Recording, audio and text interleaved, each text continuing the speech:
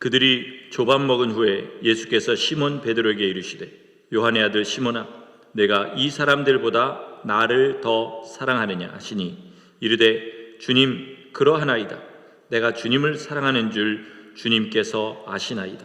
이르시되 내 어린 양을 먹이라 하시고 또 두 번째 이르시되 요한의 아들 시몬아 내가 나를 사랑하느냐 하시니 이르되 주님 그러하나이다. 내가 주님을 사랑하는 줄 주님께서 아시나이다. 이르시되 내 양을 치라 하시고 세 번째 이르시되 요한의 아들 시몬아 내가 나를 사랑하느냐 하시니 주께서 세 번째 내가 나를 사랑하느냐 하심으로 베드로가 근심하여 이르되 주님 모든 것을 아시오매 내가 주님을 사랑하는 줄을 주님께서 아시나이다. 예수께서 이르시되 내 양을 먹이라.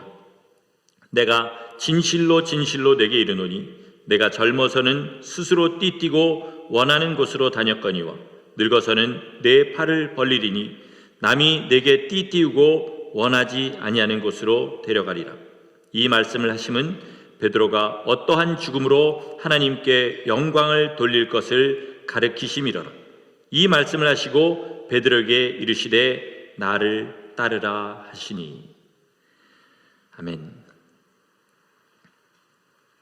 우리가 다 베드로 같은 삶을 살아야 구원을 받는 것은 아닙니다.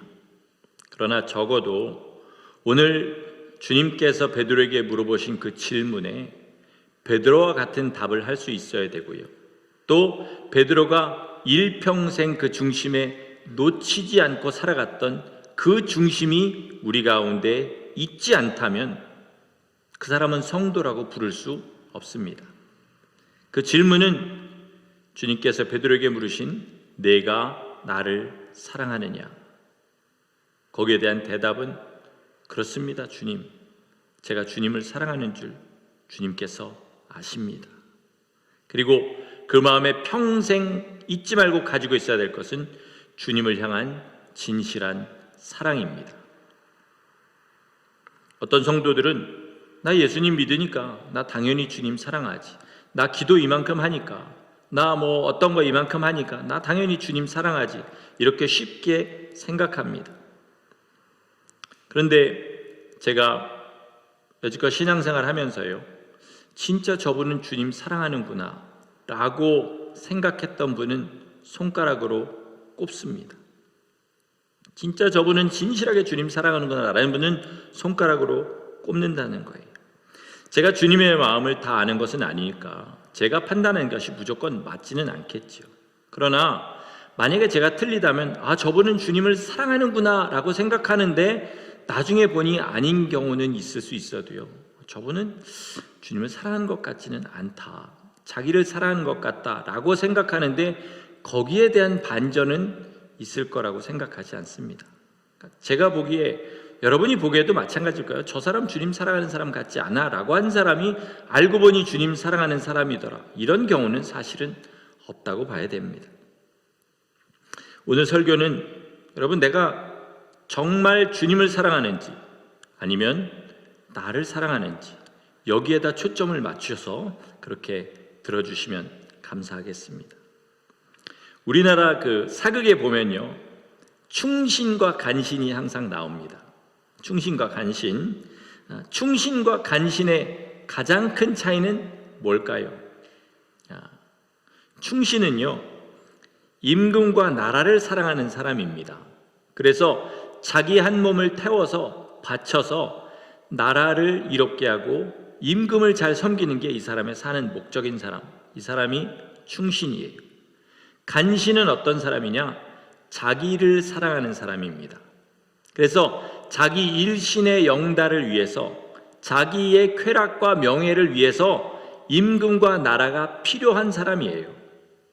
그래서 자기에게 득이 되면 임금에게 잘하고 자기에게 손해가 되면 임금의 뒤통수를 치는 그런 사람이 간신입니다. 그러니까 성도도 마찬가지예요. 주님을 사랑하는 사람이 있고 자기를 사랑하는 사람이 있습니다. 자기를 사랑하는 사람은요, 몹쓸 쇳덩어리 위에다가 금도금을 하는 것 같은 그런 신앙생활을 합니다. 여러분, 우리가 쇳덩어리 위에 왜 도금합니까? 금은 모자르고 금처럼 보이고 싶으니까 그 위에다가 금색 칠을 하는 거죠. 마찬가지로 자기를 사랑하는 성도들은요, 예수님을 믿는 아주 작은 믿음으로 자기의 큰 자아 위에다가 금칠을 합니다. 그래서 사람들 눈에 보이기에 마치 신앙이 있는 사람처럼 보이려고 하는 거죠. 그러나 잘 들어보면요, 그 사람이 하는 말이나 행동을 잘 보면 중심이 어디 있는지 너무 쉽게 보여요. 너무 쉽게 보입니다. 그 사람의 중심은 다 나에 있어요. 내가 뭘 했다, 내가 어떤 일을 하고, 나한테 주님이 이렇게 하셨다. 잘 보면 모든 중심이 자기한테 있는 거죠. 그러니까 이 사람은 자기를 사랑하는 사람인 것입니다. 반대로 주님을 사랑하는 사람은요, 금덩어리 위에 진흙이 묻어있는 것 같은 그런 상태입니다. 왜냐하면 이 사람은 자기를 나타내는데 관심이 없어요. 그래서 어떤 사람은 십수년간 아무도 보이지 않는 곳에서 죽도록 고생하다가 주님이 드러내시기도 하고요, 어떤 사람은 죽을 때까지도 드러내시지 않고 주님의 사람으로 그렇게 사다가 죽은 다음에서야 그 사람을 주님께서 높이시고 드러내는 그런 일들을 보게 됩니다. 이 사람은 자기 이름이 나타나도요, 혹시라도 자기가 주님의 영광을 가릴까 봐 노심초사합니다.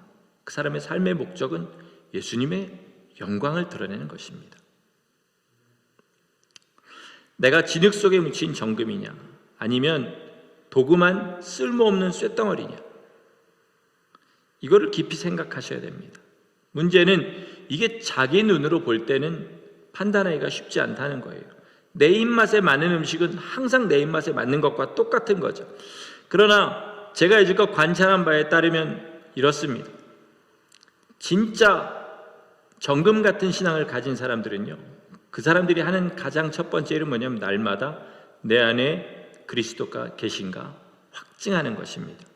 다시 말해서 자기가 진짜인지 가짜인지 날마다 생각한다는 거예요. 혹시 나는 가짜가 아닐까 하는 두려움을 가지고 있습니다. 그런데 가짜들은, 아니면 적당히 자기 사랑 위에 주님의 사랑을 입힌 그런 사람들은 자기가 가짜일 거라는 생각 자체를 안 해봅니다. 자기가 하는 일에 항상 너무나 확신이 있어요. 자기가 가짜일 거라는 그 생각을 염두에 두고 있지 않습니다.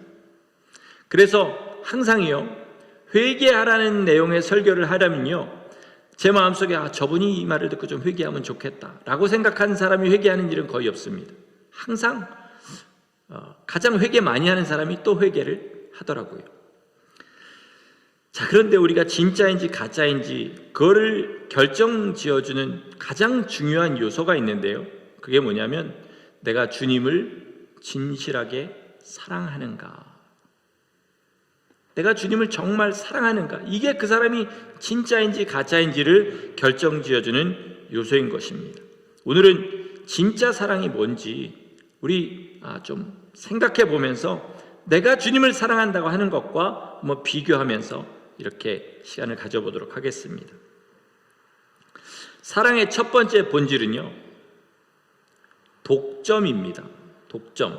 이게 말이 좀 이상하죠. 나의 모든 것을 드리고 주님의 모든 것을 가지는 것입니다. 이게 사랑의 본질이에요. 사랑하는 대상만을 항상 생각하고 오직 거기에 초점이 다 가 있는 것입니다. 부부가 있다고 해보겠습니다. 만약에 남편이 있는데 남편이 그 마음의 98%를 아내에게 주고 2%는 다른 여성에게 준다고 해보겠습니다. 그거를 용납할 아내가 어디 있겠습니까? 남편도 마찬가지죠. 자기 아내가 자기한테 98%의 마음을 주고 2%를 다른 데 준다. 그걸 용납할 남편이 어디 있겠냐는 거죠. 세상에서 98%라는 숫자는 굉장히 높은 숫자지만요, 그게 부부의 사랑으로 왔을 때, 남녀 간의 사랑으로 왔을 때는 어떻습니까?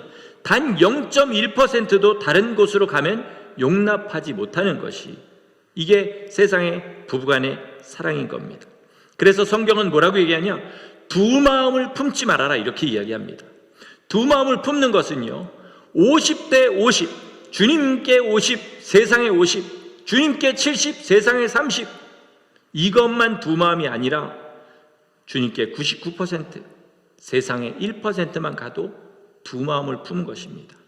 주님은 전부가 아니면 받지 않으신다는 사실을 아는 것, 이게 온전한 사랑이라는 것입니다. 오늘 본문의 베드로를 한번 생각해 보겠습니다. 베드로는 세상 사람들이 볼 때는 야, 제자가 선생님을 저 정도로 사랑할 수 있나 싶을 정도로 주님을 사랑했었습니다. 그런데 그가 주님을 사랑한 이유 중에는요, 분명히 저분이 나중에 내게 이스라엘의 한 자리를 주실 분이다 라는 그런 생각도 있었습니다. 만약에 베드로가 주님을 3번 부인할 때요, 주님께서 대제사장의 그 수하들에게 잡혀가지고 막 맞으시고 무기력하게 그렇게 앉아 계실 때가 아니었다면요, 베드로가 그런 여종의 말에 겁을 먹고 3번이나 부인할 그럴 사람이 아닙니다. 그 증거가 어디 있어요? 불과 몇 시간 전만 하더라도 대제사장의 종의 귀를 칼로 쳐가지고 그 귀를 잘랐던 사람이에요. 그러니까 굉장히 용맹했던 사람이었다는 겁니다. 그런데 주님을 따라와서 보니까 이제는 대제사장의 하인들에게 손으로 맞으십니다. 그러고도 아무 말도 안 하시고 그저 모든 것을 다 포기한 사람처럼 그렇게 보이는 거예요. 그걸 보자 그동안 베드로를 스스로 최면을 걸고 있던 난 주님 사랑해, 난 주님 사랑해 하던 그 모든 것들이 다 없어져 버린 거예요. 그리고 깨닫게 되죠. 나는 주님을 사랑하는 것이 아니라 알고 보니 나를 사랑하고 나의 미래를 사랑하고 있었던 것이다 라는 것을 깨닫게 됩니다. 그런 베드로가 성령을 받고 무엇을 알게 되었을까요? 자기가 겨우 이스라엘의 벼슬 몇 자리, 벼슬 한 자리 그거 바라보고 따라다니던 주님이 알고 보니 천지 만물을 지으신 하나님이셨다는 사실을 알게 됩니다. 그리고 그분을 사랑하기 위해서는 자기 인생 전체를 있는 그대로 다 내놓아야 된다는 그 사실을 알게 되었습니다. 주님의 목소리로 분명히 들었던 말씀이 생각났겠죠. 누구든지 나를 따르려거든 자기를 부인하고 자기 십자가를 지고 나를 따를 것이니라 라고 하신 주님의 말씀이 무슨 뜻인지 그제서야 알게 된 것입니다. 성도 여러분, 주님을 사랑하는 것은요 100%가 아니면 사실은 의미가 없는 것입니다. 이건 성도에게 반드시 있어야 되는 겁니다. 그 안에서 가족도 사랑하고 형제도 사랑하고 그저 세상에서 주님께서 내게 맡겨주신 이런 일들도 사랑하는 거지, 주님을 사랑하는 것이 100%가 되지 않은 상태에서 주님을 사랑한다고 아무리 고백해봐야 주님 앞에는 너 이런 일 생기면 언제라도 나를 떠날 거잖아 라는 그런 주님의 음성이 들리게 될 겁니다. 여러분, 오직 주님만 사랑하는 성도가 되실 수 있기를 예수님의 이름으로 축원합니다. 두 번째 사랑의 본질은 뭐냐면요, 사랑하는 사람과 같이 있기를 기뻐한다는 것입니다. 우리 교회도 몇 주일 후면 결혼하는 처녀가 하나 있는데요, 세상에 어떤 처녀가 결혼해가지고 남편 밥 차려주고 빨래해주고 살림해주는 그 목적으로 결혼을 한 사람이 있겠습니까? 세상에 어떤 남편이 자기가 번 돈을 다 아내에게 갖다 줄 목적으로 결혼하는 사람이 있겠습니까? 그런 사람은 없어요. 다만 그와 같이 있고 싶을 뿐이죠. 그죠? 같이 있고 싶을 뿐입니다. 그러려니까 돈 번 거 다 갖다 줘야 되고 그리고 빨래도 해주고 청소도 해줘야 되는 그런 어려운 일들이 있는 것 뿐이지 그거를 목적으로 하는 사람은 없다라는 것입니다. 결혼하기 전까지는 모르는 거죠. 그죠? 결혼한다고 마냥 좋은 것은 아니라는 사실을. 이게 참 기적이죠. 그걸 미리 알면 누가 결혼하겠습니까? 그러나 모르고 결혼을 합니다. 그러나 같이 있으면 너무 좋으니까 같이 있고 싶어서 그렇게 결혼을 하게 됩니다. 주님을 사랑한다는 것은 주님과 함께하는 것을 기뻐하는 것입니다. 그게 가장 즐거운 사람이에요. 구약시대에 주니 죽음을 보지 않고 하늘로 들림을 받은 사람이 2명 있었습니다. 누구죠? 엘리야와 에녹입니다. 에녹을 창세기 5장 24절에서 이렇게 표현합니다. 잘 들어보세요. 에녹이 하나님과 동행하더니 하나님이 그를 데려가심으로 세상에 있지 아니하였더라. 같이 한다는 단어가 뭐죠? 동행하더니. 에녹은 하나님과 동행했습니다. 어떻게 동행했을까요? 어디를 가든지 하나님이 기뻐하시는 일을 했습니다. 그게 온전한 동행인 거예요. 그래서 에녹이 하나님과 동행한 것을 히브리서 11장 5절에서는 이렇게 얘기합니다. 그는 옮기우심을 받기 전에 하나님을 기쁘시게 하는 자라는 증거를 받았느니라. 에녹이 어떻게 했다고요? 하나님을 기쁘시게 했습니다. 그의 온 삶에서요. 하나님께서 얼마나 에녹 때문에 기쁘셨으면, 그죠? 죽음을 보지 않고 하나님께로 그렇게 오도록 하셨겠습니까? 어떤 성도는 하나님과 함께 한다는 말을 잘못 이해하는 경우가 있는 것 같아요. 그래서 실제적으로 내가 삶에서 주님을 기쁘시게 하는 것이 아무것도 없으면서 나는 하나님과 함께 한다, 이렇게 주장을 합니다. 그러나 하나님과 동행한다는 것은 하나님을 기쁘시게 하는 삶을 사는 거예요. 지난주에 우리 교인 비즈니스인 신라제가에 어떤 연세가 많은 할아버지 한 분이 아내와 그리고 친구분 부부와 그렇게 같이 오셨다고 해요. 근데 뭐가 마음에 안 들었는지 막 소리를 지르면서 행패를 부렸다고 합니다. 이제 그 스토리를 제가 말씀을 드리려고 하는 게 아니라요, 그 아내분이 그때 했던 말이 제 귀에 아주 못이 박히는 것처럼 들린 게 있어서 얘기를 해드리려고 그러는 거예요. 그 아내분이 남편한테 뭐라고 했냐면, 나 이제 정말 창피해서 당신하고 같이 못 다녀. 아니, 안 다녀. 이러더라는 거예요. 하나님이 우리와 함께 하십니다. 그런데 우리와 함께 하시는데 우리랑 다니시면서 나 너 때문에 정말 창피하다. 너 때문에 세상에 내 이름이 먹칠을 당한다. 이렇다면 우리는 하나님과 동행하는 것이 아닙니다. 우리가 믿음으로 하나님이 천지에 충만하시기 때문에 어디 가든지 하나님이 나와 함께 하신다. 맞아요. 그러나 나와 함께 하실 때 나와 함께 하신 것을 기뻐하시도록 하는 게 동행이지, 나와 함께 하시는 걸 부끄럽게 하는 것이 어떻게 하나님과 함께 하는 것이겠습니까? 그러므로 하나님께서 나의 말과 행동을 통해서 영광을 받으셔야 됩니다. 어디 가서 내가 그리스도인지 모르는 데 가서는 전혀 그리스도인처럼 행동하지 않고 사람들이 모르니까 괜찮겠지. 아닙니다. 하나님이 그 천사들과 함께 우리의 모든 행실을 보고 계셔요. 천사들 보기에 하나님이 얼굴이 뜨뜻하게 만드는 삶을 살면서 나 하나님과 함께합니다 라고 만약에 하신다면 그것은 잘못된 삶이라는 거죠. 예수 믿는 사람이 인색하고 탐욕적입니다. 정욕적이고 음란합니다. 어디 가서 손가락질 받을 만큼 도덕적으로 타락했습니다. 그런데 나는 하나님과 함께합니다. 이렇게 이야기해서는 안 된다는 거죠. 여러분, 정말 주님과 함께하기를 기뻐할 만큼 주님 사랑한다고 하신다면 주께서 나의 모든 삶을 자랑스러워하시고 기뻐하시도록 살아야 됩니다. 그래서 하나님께서는 사단에게 욥을 자랑하셨어요. 얼마나 그의 삶이 하나님 보시기에 아름다웠으면 사단에게 욥을 자랑하셨습니다. 우리도 이런 사람 되실 수 있기를 예수님의 이름으로 축원합니다. 그러므로 성도님들, 어디 가든지 난 주님의 사람, 내 말과 행동을 조심하시기를 바랍니다. 내 영광을 위해서 내 평판을 신경 쓰시라는 얘기가 아니에요. 그러나 반대로요, 평판이 안 좋은 사람은 주님의 영광을 드러내기가 그만큼 어렵습니다. 지난 삶은 저도 마찬가지고 여러분도 마찬가지고 어떠할 수 없다 할지라도요, 지금부터 오늘 이 말씀을 들은 다음부터의 삶은 진짜로 누구에게나 칭찬받을 만한 삶을 사시라는 겁니다. 그럴 때 주님께서 우리와 동행하시기를 기뻐하신다는 것입니다. 주님과 함께 하시고 그 영광 나타내시는 것을 기뻐하는 성도분들 되시기를 예수님의 이름으로 축원합니다. 세 번째 사랑의 본질은 뭐냐면 열매를 맺는다는 것입니다.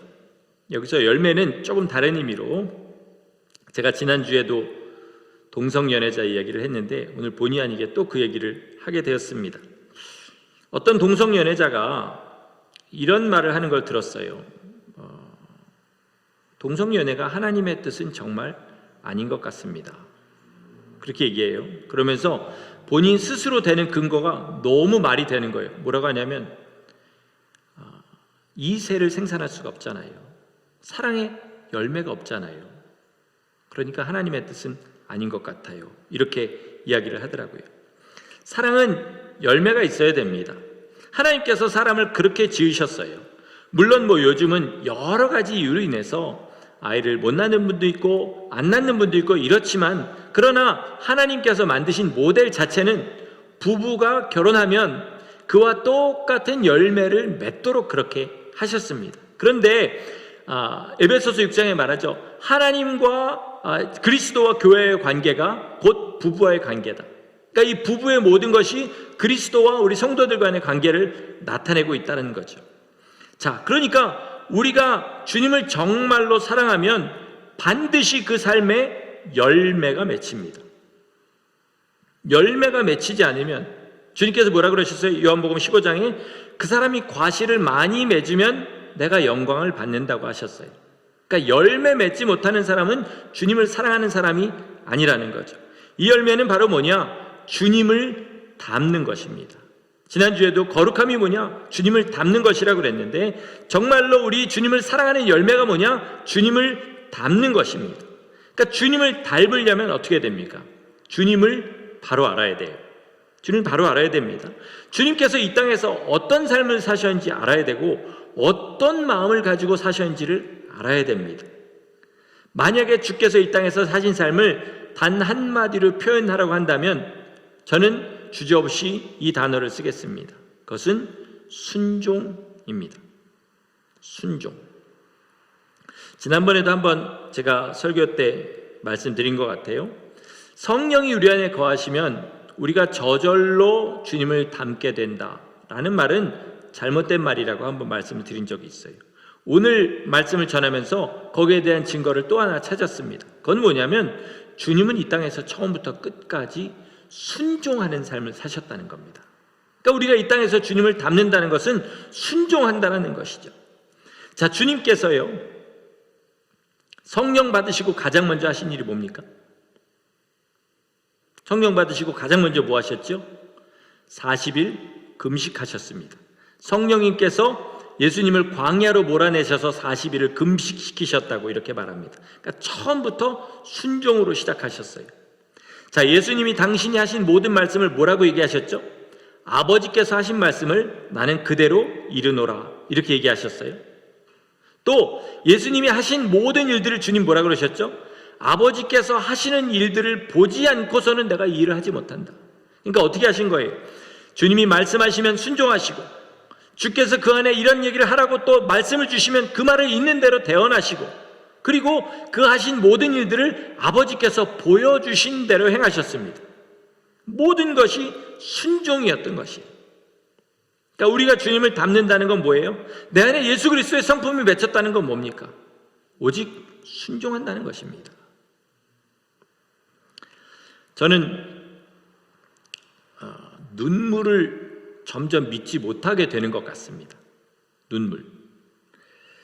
눈물은요, 감정에 따라서 얼마인지 흘릴 수 있습니다.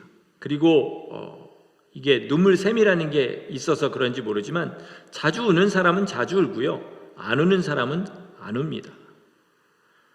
눈물을 흘리면서 회개했다고 그 사람이 정말 회개했는지는 뭘 보면 알 수 있습니까? 그 다음에 삶을 보면 알 수 있어요. 그러니까 감정이 별로 없는 사람이 눈물 한 방울 흘린 거는요, 감정이 풍부한 사람이 한 바가지 흘린 것보다 더 가치가 있을 수도 있다라는 거죠. 그러나 어찌됐건 저는 눈물을 믿지 않습니다. 눈물 흘리고 다른 짓 하는 사람 많이 봤고요, 저 자신도 그러는 것을 너무 많이 경험했기 때문에 그렇습니다.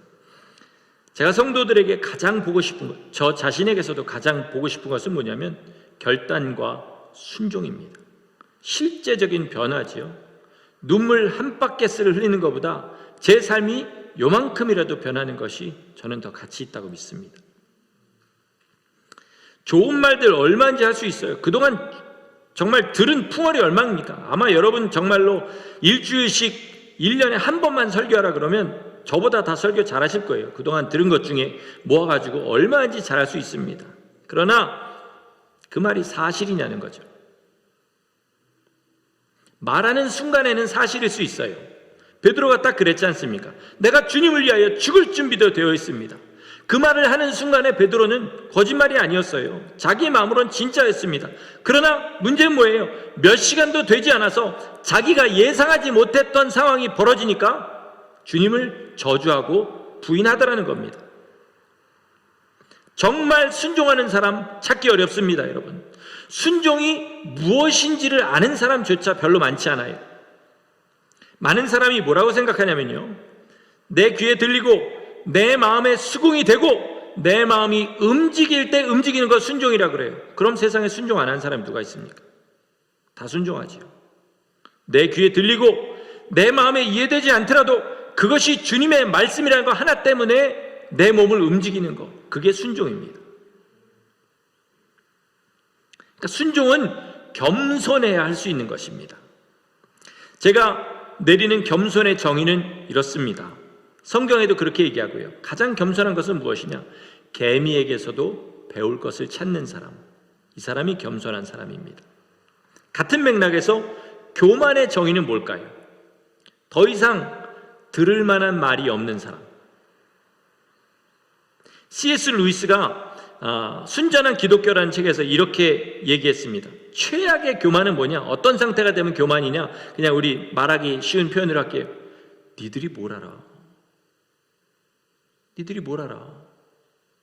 여러분한테 제가 하는 말이 아니라 그냥 말이 그렇다는 겁니다. 그리고 내가 저런 사람들한테 인정을 받아야 될 이유가 뭐가 있어? 이 정도가 되면 거의 교만이 말기암 수준이 되었다, 이렇게 생각하면 된다고 그렇게 이야기를 합니다. 그러니까 점점 그 사람의 마음을 움직일 수 있는 사람이 줄어드는 거, 이게 교만해지는 겁니다. 옆에서 누가 한마디만 해도 눈물 흘리고 회개하는 사람이 있는가 하면 진짜로 능력 있는 종이 어디서부터 와서 정말로 한마디 해야 그 말에 조금 마음이 움직이는 그런 상태가 되었다. 그러면 교만의 끝자락에 다다른 것이죠. 그걸 넘어가면 이제 그때부터는 자기만의 새로운 신앙을 전파하는 그런 이상한 성도가 되는 거죠. 겸손한 사람은요, 어떤 말도 흘려듣지 않습니다.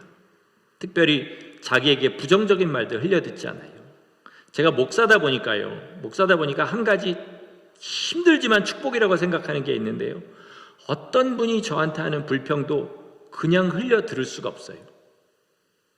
제 나름대로는 고치려고 최선을 다합니다. 그 말하신 분이 만족할 만큼은 아닐지 모르겠지만 그 말 들으면 저녁에 잠 잘 안 오고요, 그 말이 무슨 말인가 계속 생각해보고 제 지난날 그분과의 있었던 일, 또 그것과 비슷한 일들을 계속 생각해 봅니다. 어떻게든 고쳐보려고 해요. 이게 정말로 힘드는데요, 동시에 축복이라고 믿습니다. 저는 비교적 여러분에 비해선 교만할 틈이 조금 없습니다. 그런 눈으로 저를 보지 마세요. 그래도 교만하다는 눈으로 보지 마시고요. 하여튼 그렇다는 겁니다. 그래서 바울 사도는요, 에베소서 5장 21절에 이렇게 얘기합니다. 피차 복종하라. 피차 복종하라. 갈라디아서 5장 13절에는 더 심한 말을 씁니다. 서로 종노릇하라. 여러분, 여기서 종노릇이라는 것은 슬레이브가 되라는 거예요. 서로 노예가 되라는 말이에요. 이게 무슨 뜻인지 잘 생각해 보셔야 됩니다. 내가 저 사람 말을 왜 들어? 이게 아니고요, 거기에 숨겨진 비밀이 있습니다. 하나님께서는 우리가 예수님을 믿을 때요, 우리 안에 하나님의 형상, 즉 예수님의 모양을 우리 가운데 새겨 넣으셨습니다. 그런데 우리의 겉사람, 우리의 성품이나 죄악이 그거를 가리고 있는 거죠.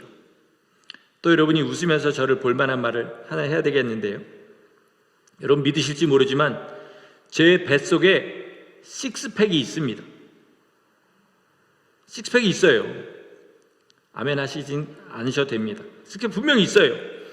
지방이 그 위를 가리고 있어서 그렇지 이 지방만 없으면 분명히 식스팩이 있습니다. 그러니까 운동을 해서 근육을 키우든지 아니면 다이어트를 하든지 심지어 지방 흡입 수술을 하면 이 식스팩이 반드시 드러납니다. 마찬가지로 우리 안에 그리스도의 형상이 있습니다. 문제는 뭐냐? 우리의 겉사람이, 그러니까 지방과 같은 그 겉사람이 주님의 형상을 드러내지 못하도록 그렇게 하는 거죠. 이거를 드러내려면요, 주님의 계명에 순종하고요, 정말 내가 보기에 아무것도 아닌 사람의 말이라 할지라도 주님을 대적하는 것만 아니라면 피차에 복종하라는 거예요. 그렇게 해서 서로 깎여가라는 겁니다. 깎여가라는 거예요. 그럴 때 형제를 주님처럼 섬길 만큼이 되면 그 안에 예수 그리스도의 형상이 나타난다는 겁니다. 주님을 사랑하는 마음이 분명하면요, 아직 자기가 죽지 않아서 거칠고 그리고 좀 실수가 많다 할지라도 그 사람은 언젠가는 변해요. 그런데 자기를 사랑하는 사람은요, 절대로 안 변합니다. 결국은 자기도 속이고 다른 사람은 속일 수 있을지 모르지만 주님은 절대로 안 속고 죽을 때까지 자기만 높이다가 그렇게 주님 앞에 부끄럽게 서게 됩니다. 이 말씀을 천천히 정리하겠습니다. 요한복음에서요, 주님께서 나를 사랑하는 자는, 그 다음 뭐라 그러시냐면 내 계명을 가지고 지키는 자다. 이 말을 몇 번 하셨는지 아세요? 3번 하셨습니다.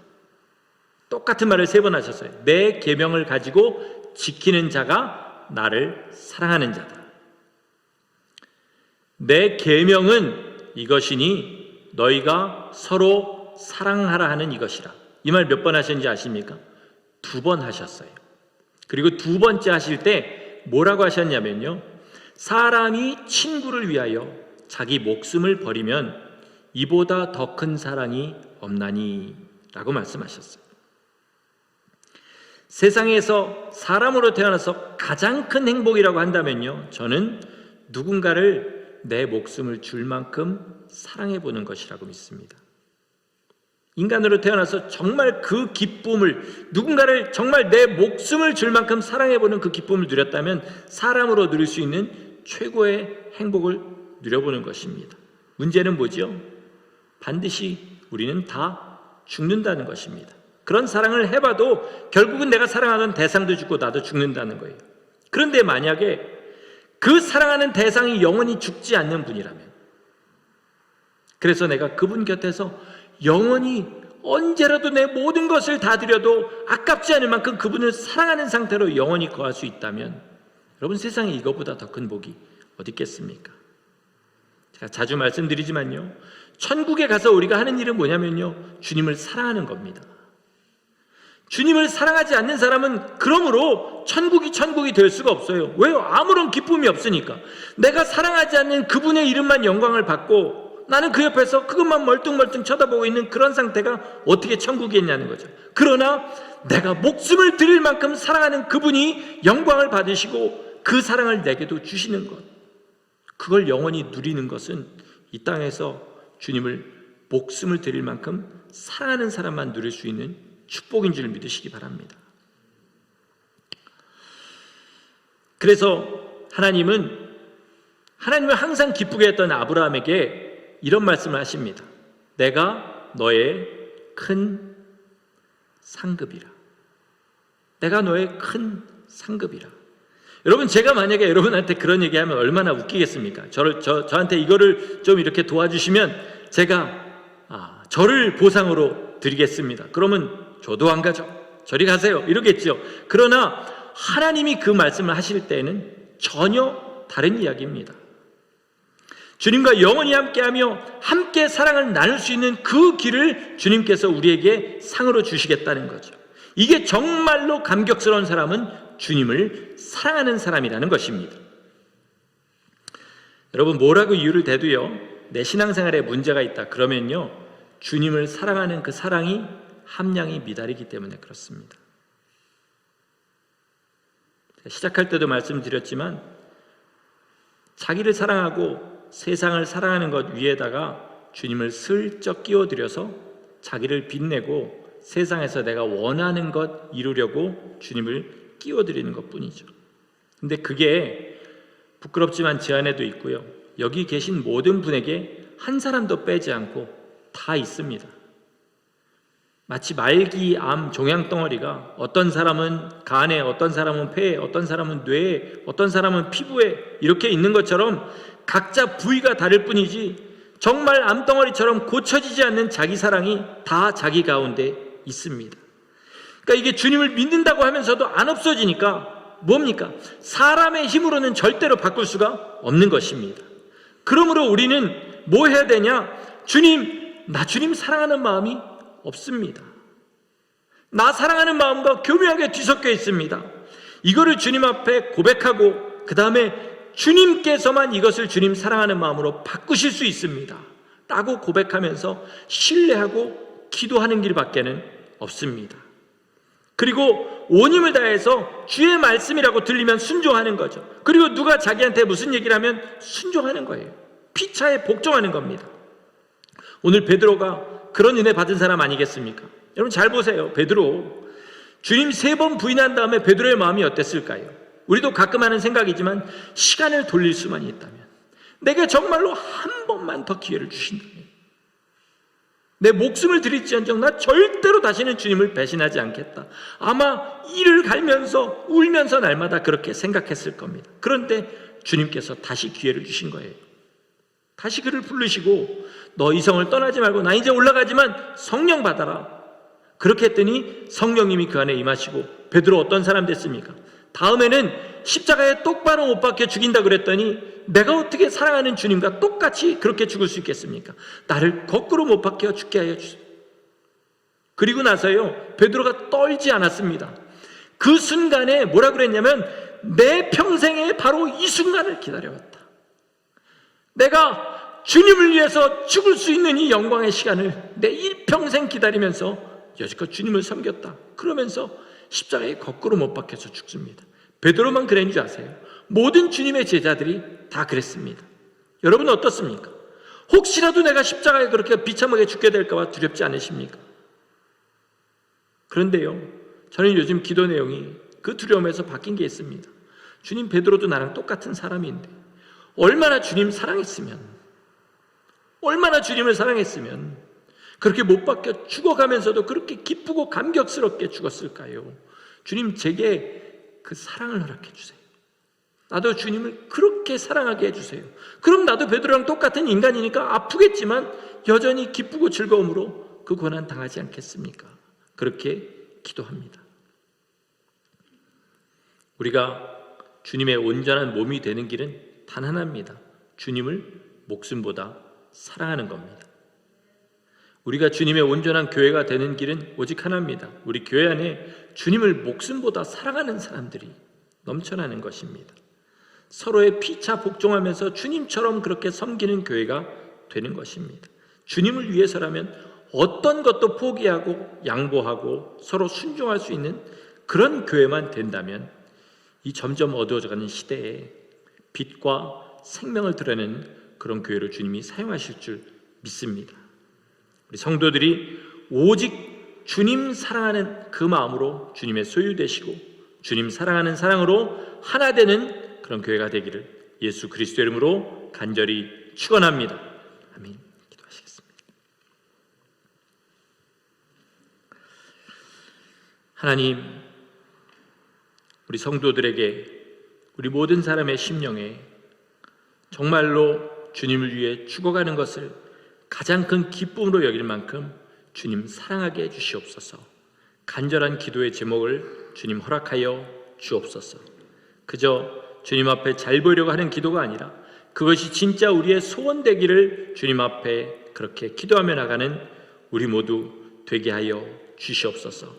아버지, 죽을 때까지 고난은 피하고 손해는 피하고 그리고 입술로만 주님 사랑한다고 그렇게 살아가는 우리가 아니라 정말 온 힘 다하여 내 모든 것을 다 바쳐서라도 어떤 것도 주님을 위해 당하는 것들 피하지 않고 끝까지 나아갈 수 있는 참 사랑을 우리 가운데 허락하여 주시기를 간절히 소원하옵고 예수 그리스도 이름으로 감사하며 기도드렸습니다.